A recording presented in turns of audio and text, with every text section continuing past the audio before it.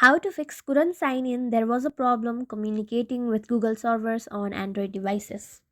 Hello everyone, this is Sabrina here to help you today. So without any further ado, let's get right into the video. So first,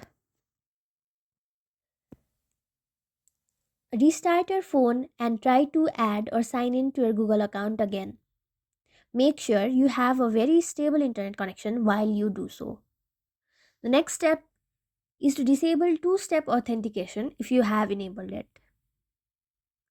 After that, next step is go to Play Store and then search for Google and make sure you have the latest version of Google. After that, tap and hold the Google application, go to its app info and then go to its storage. Now tap on clear cache. You can also force stop it for some time and then enable it again. So that should fix your problem. Thank you for watching this video. Make sure to like, share and subscribe to our YouTube channel. If you got any question, comment them down and I'll catch you in the next one.